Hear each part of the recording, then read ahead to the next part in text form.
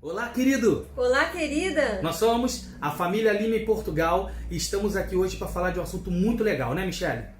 Vamos falar sobre o trabalho nos lares de idosos aqui em Portugal. É um vídeo que muita gente está pedindo. Os nossos inscritos sempre mandam mensagem e eles querem saber, afinal de contas, como que é o trabalho nos lares de idosos em Portugal. E para isso eu vou entrevistar o senhor Alex Lima. Pois é, eu vou falar um pouquinho sobre isso. Fica aí conosco, não saia deste canal. Enquanto isso, deixe o seu like, se inscreva no canal, nos ajude a divulgar, tá bom? E nos acompanhe que o conteúdo tá bem legal. Ok. Vamos lá então. Vamos. A primeira pergunta que eu quero fazer pro senhor Alex é, afinal de contas, o que te levou a cair de paraquedas dentro de um lar de idosos se a tua vida toda foi ser um vendedor? Você vendeu, né, produto a sua vida toda. E como que você me para dentro de um lar de idosos? Primeiro, não foi o que me levou. Na verdade, foi quem me levou, né? A Michele. Exatamente ela. Eu não sabia, mas ela havia enviado o meu currículo para os lares de idosos aqui. Eu não sabia. E eu estava em determinado lugar, quando olhei, chegou uma mensagem de SMS no meu telemóvel, e aí eu fui verificar, era a pessoa responsável por esse lar me convidando para fazer uma entrevista. Ele estava desempregado. Eu também, é claro que eu tinha pouco tempo que eu tinha chegado aqui nas Caldas da Rainha. E aí eu falei, sim, tudo bem. Aí eu entrei, cheguei em casa, fui falar para ela que eu tinha recebido uma mensagem e falei, como é que essa pessoa me localizou?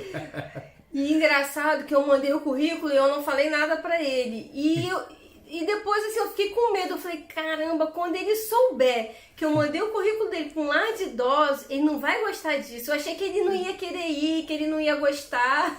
E foi interessante porque, assim, de fato, se dependesse de mim, eu não mandaria meu currículo pra lá. Mas ela enviou, entende? Então isso foi legal porque ela enviou, eu falei, eu não vou rejeitar, eu vou lá, vou saber como é que é, vou trabalhar e vamos ver o que vai dar. E como é que foi essa entrevista quando você chegou lá? Na verdade, assim, ela perguntou para mim se eu tinha noção de como era o serviço no lar de idosos. E é claro que eu respondi que não, eu não tinha noção nenhuma do que era trabalhar no lar de idosos. Uma coisa eu sabia, que tinha muitos idosos lá. Isso você é não fato. falou não que você cuidou do seu sogro quando ele ficou doente? Na verdade, Deve ter falado.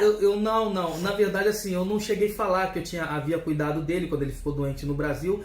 O que eu falei pra ela é que eu tinha, assim, eu estava disposto a aprender, gostava de lidar com pessoas, isso eu falei com ela e gosto mesmo.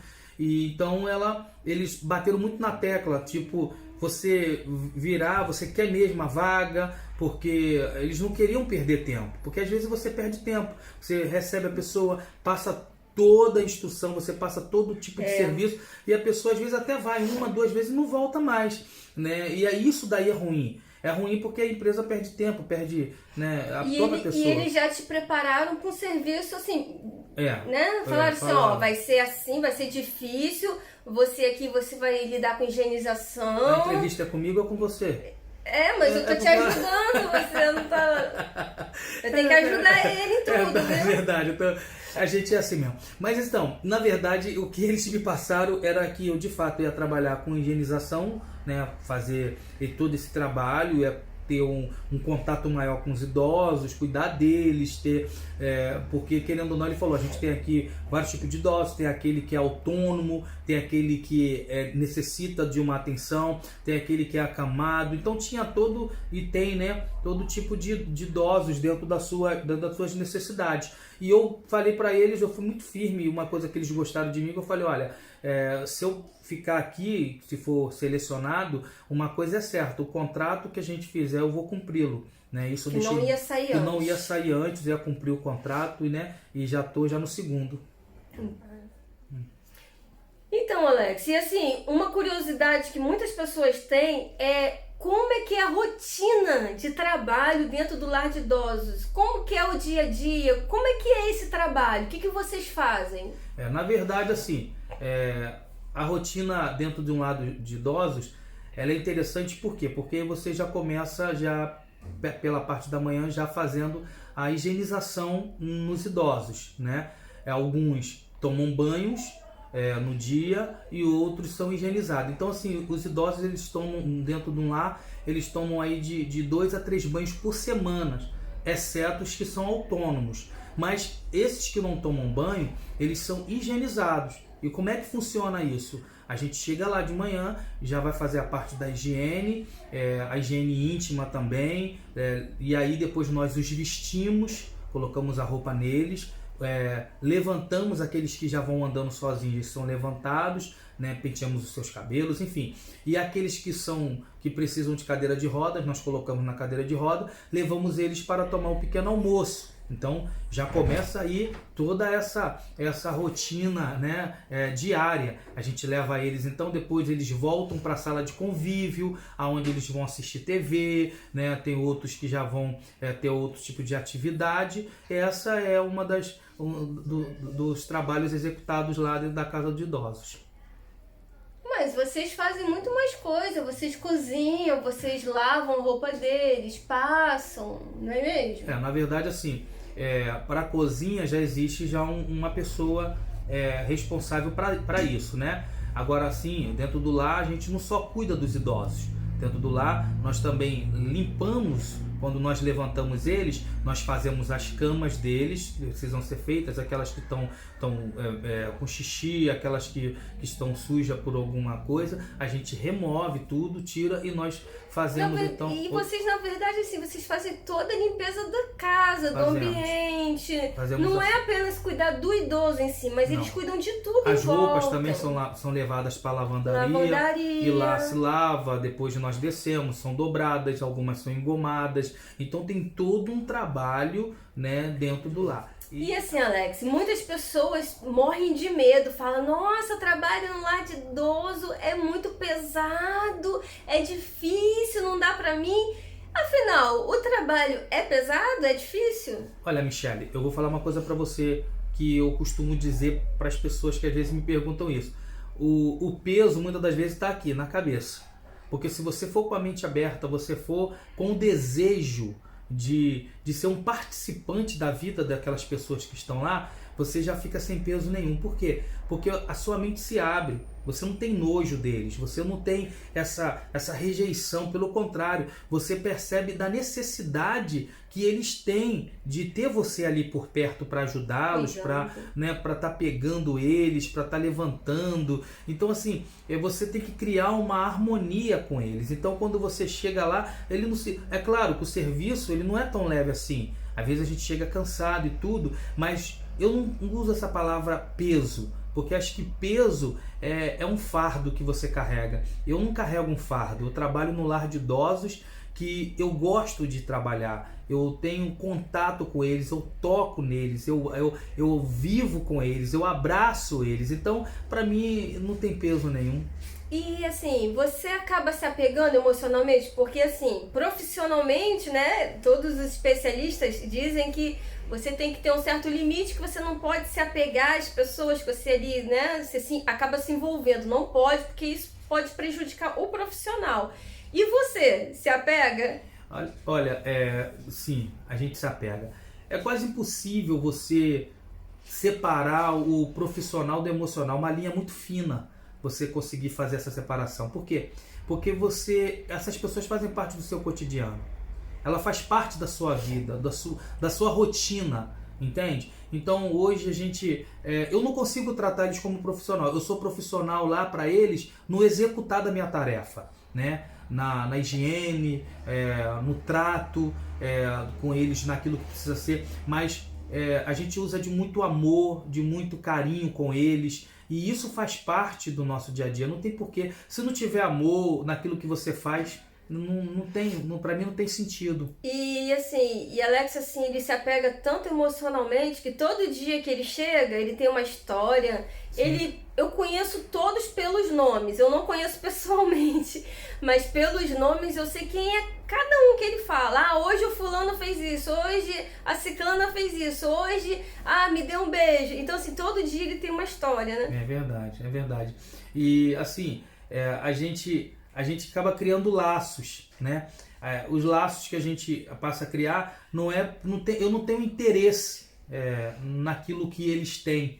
O meu interesse é naquilo que eles são, entende? São pessoas amáveis, por mais que às vezes nós temos uns que são meio zangões, né? Mas pelo contrário, são todos amáveis, cada um com a sua personalidade, cada um com o seu jeito de ser, mas nós conseguimos amá-los. E a gente percebe que faz parte da idade, né? Na verdade, é a idade deles, e com o passar do tempo, cada um acaba criando uma característica da idade que eles passam a fazer certas coisas que às vezes a gente até duvida. Dizem que viram crianças, né, Alex? Literalmente. É uma criança crescida, envelhecida, né? Aquilo que você vive às vezes com seus filhos em casa, você vai viver lá. As coisas engraçadas, né? As coisas que eles falam. Uma coisa que eu brinco muito no meu trabalho, eu falo assim, a gente ganha pouco e se diverte muito, né? A gente até eu falo muito isso. Tem muita história para contar. Tem muita história para contar. Eles nos divertem muito. Pra você ter uma ideia, de vez em quando eu danço com eles lá.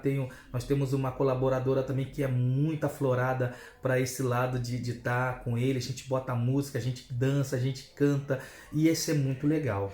Então, falando de história, que tem história para contar, conta algumas histórias engraçadas que você lembra. Algumas histórias que eu lembro deles. E teve um caso interessante que aconteceu lá, é que certa vez a gente foi imobilizar uma utente, porque ela não podia andar, para não forçar a sua perna. Então, nós estávamos lá imobilizando, então tinha uma utente de frente para nós e ela começou a falar: por que vocês estão a prendê-la? Solte-a! Não aprenda! Eu falei: não, fulana, nós estamos imobilizando ela para o bem dela. Ela não pode ficar em pé, que ela pode cair, se machucar, né, e fraturar a perna ou qualquer tipo de coisa pode acontecer com ela que a gente não queira que aconteça. Então preciso fazer isso. E ela continuou insistindo: vocês não podem fazer isso, solte-a! Eu falei: então tá bom, brinquei com ela, né? Eu vou soltar ela e vou prender você. Ela: continua! Prende a ela, não solte essa mulher. Então, assim, essas coisas que você, né, assim, a reação dessas pessoas é muito interessante, é muito legal. Então você ri, você vibra com eles, é muito interessante, é muito legal. Então, isso é que nos dá, assim, alegria, gosto de estar com eles, né? E já teve, assim, alguma história, algum momento, uma experiência que te emocionou, que você, assim, sentiu, assim, dentro de você, puxa vida, você ficou emocionado com alguma atitude? Ah, sim. A gente sempre tem lá, né? Por exemplo, eu tenho uma lá que ela diz que nós somos amigos para sempre, né? Ela canta pra mim toda vez que ela chega. Eu falei: oi, tudo bem? Ela fala: oi. Aí ela canta: amigos para sempre. Só sabe esse pedaço também, sabe se cantar só essa parte, ela, né? Então, pra ela, eu sou amigo dela, né? Ela diz que nós somos amigos para sempre. Nós tínhamos um idoso que ele partiu tem 1 mês ou 2 meses mais ou menos, e ele era muito debilitado, né? Ele todo fragilizado, ele só conseguia movimentar só a mão esquerda. E eu lembro que em determinado período, quando eu chegava no lar, que ele me via, ele levantava essa mão e me chamava, fazia sinal para mim. E algumas pessoas viam aquilo, achavam interessante, então eu ia até ele, quando eu segurava na mão dele, ele beijava a minha mão, ficava beijando a minha mão. Então aquilo mexia comigo, eu achava assim... Não era comum ele fazer isso. Não era, e aquilo me chamava muita atenção. E tantos outros utentes que a gente tem lá dentro, que me beija, eu a beijo. De vez em quando eu vou deitar uma, ela fala assim: deixa eu te dar um beijinho, menino. Aí eu dou o rosto: deixa eu te dar também um beijinho. Eu tenho outra que quando eu vou deitar, ela me dá um beijinho.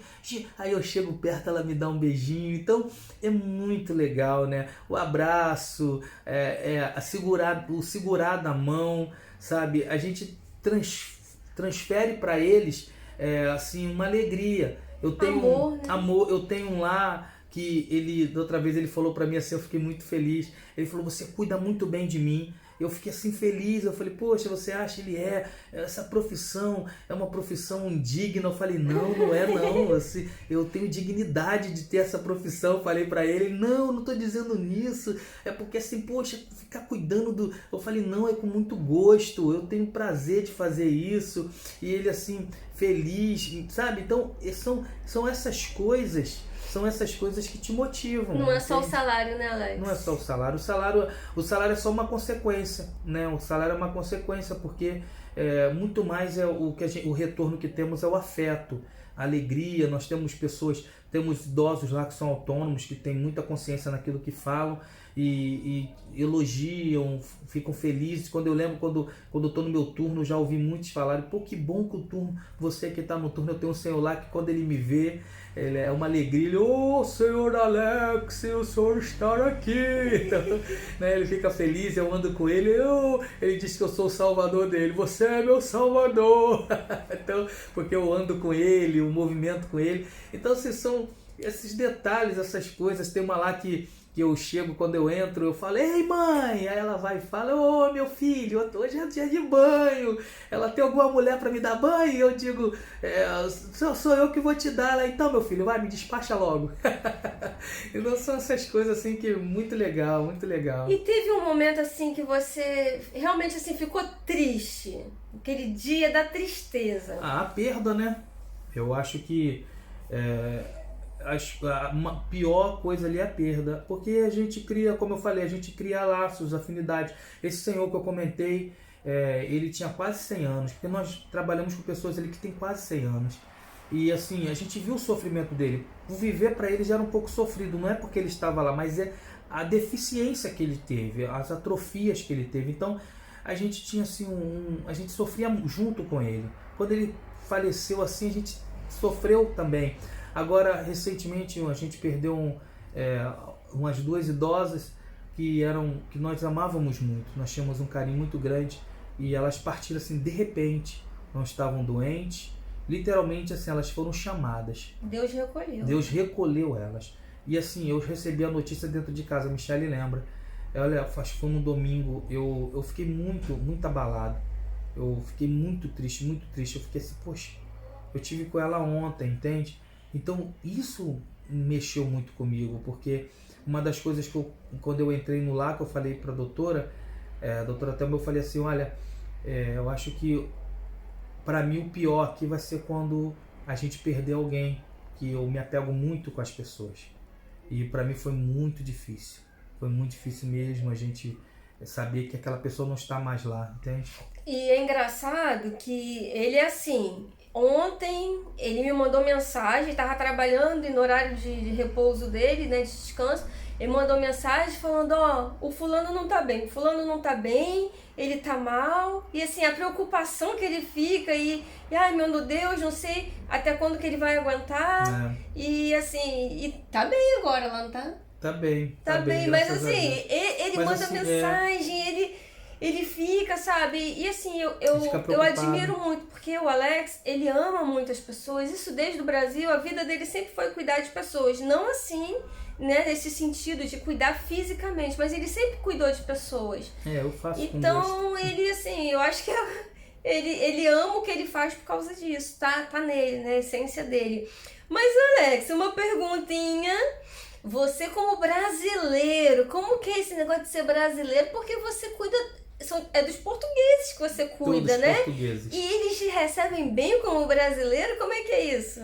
É interessante, às vezes eu vejo as pessoas comentarem, não, porque eu sou brasileiro, aí me tratam mal. Eu, assim, particularmente, eu nunca sofri isso aqui em Portugal. E olha que eu sou meio marronzinho, dá pra perceber, né?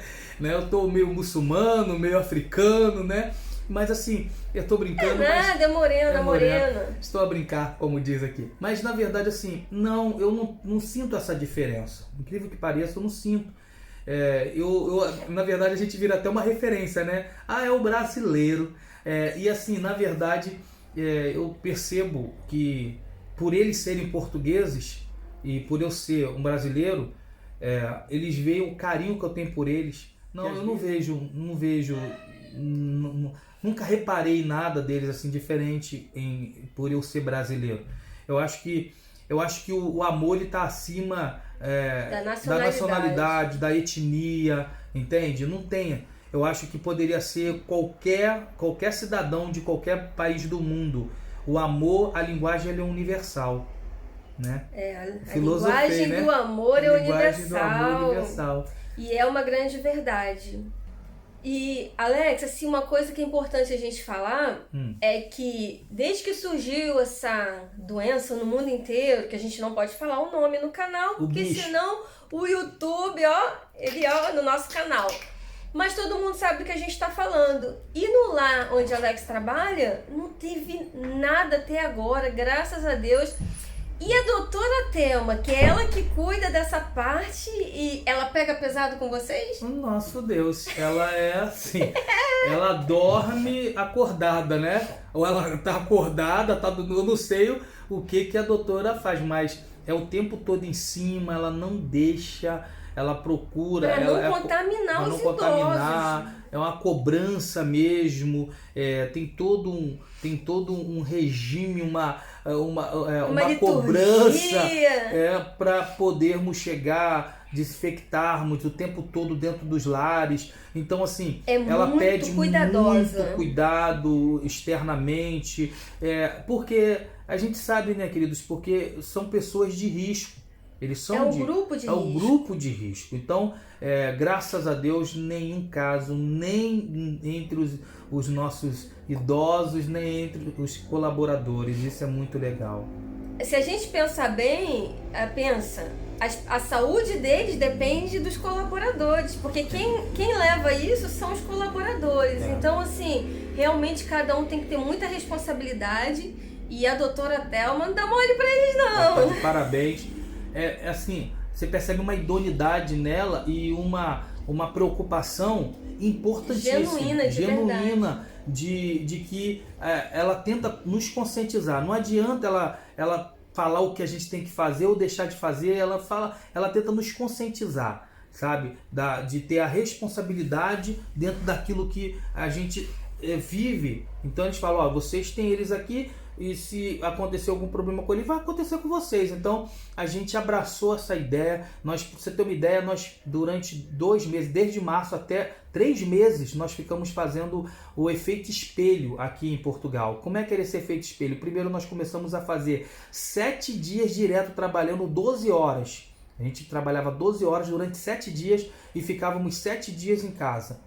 Depois nós passamos a fazer 5 dias direto, durante 5 dias nós trabalhamos 12 horas, ficávamos 5 em casa. Agora no mês de julho é que nós voltamos, aqui chamam de tabela, que seria a escala rotativa normal, que é a escala rotativa. E isso para diminuir o fluxo de pessoas, né? Chega um colaborador, sai e entra outro. Então, assim, graças a Deus foi uma vitória, deu tudo certo, está dando certo e tá todo mundo bem protegido lá. Graças a Deus. Eu acho que isso é que importa. Mas uma curiosidade das pessoas como é que é esse horário? Pois... geralmente os lares de idosos aqui, eles trabalham geralmente com 3 horários. São turnos, né? São 3 turnos, né? De 7 às 16, das 15 à meia-noite e de meia-noite a 9 da manhã. Alguns têm aí 1 hora a menos, né? Outros têm essa 1 hora a mais, porque você passa a ter 1 hora de almoço, tem outros que não dá essa 1 hora de almoço. Então é muito relativo em relação a isso. E outra coisa, tu sabe que tem gente que é fofoqueira, né? Pois. Até você quer saber, né? Eu já sei. Quer saber quanto é que ganha uma pessoa que trabalha, né, no lar de idosos? Talvez a pessoa ficou até o final do vídeo para tentar saber, afinal, quanto é que ganha. Ganha bem a pessoa? Dá para ganhar dinheiro? Na verdade, o salário ele é base, né, gente? A gente sabe que é 635 euros, que é o salário mínimo aqui em Portugal. Mas a diferença está no quê? Alguns lares, eles te dão o subsídio de alimentação, né? Alguns não dão, mas eles te dão almoço, né? Porque o lar de idoso, na verdade, ele não é obrigado. Não é obrigado. Todo estabelecimento que fornece alimentação no local não é obrigado a dar o subsídio de alimentação. Eles te dão e tudo, né? Onde Alex está, não dá o subsídio. Mas paga mensalmente o subsídio natalino e o subsídio das férias. Então já vem todo mês para eles, mais o salário mínimo e mais as horas que faz, às vezes, noturna. Noturno você tem então aumenta um pouquinho. Então, assim, é isso aí. E muitas pessoas falam, porque ganha bem. Olha, gente, aqui na nossa zona é isso mesmo. Talvez se você for para Lisboa, o salário seja mais alto. Dizem que lá paga-se um pouco mais, porque também os idosos pagam mais para estarem no lar. O custo que você tem Aqui também lá o é custo, os idosos pagam assim menos, né? É uma mensalidade, não sei se é propina que fala, é uma mensalidade, né? Menor. Então, assim, vai de acordo com a zona, com a região que você vai trabalhar. Mas é isso aí. Você tem mais alguma coisa a dizer? Não, o que eu tenho a dizer é que é isso aí. Espero que você tenha gostado do nosso vídeo. Se você ainda tiver alguma dúvida sobre o assunto, comenta, deixa o seu comentário, que mais à frente a gente grava um outro vídeo e a gente aborda aquilo que faltou, tá bom? Nos ajude a divulgar o canal, compartilhe nossos vídeos e até o próximo vídeo. Deus abençoe.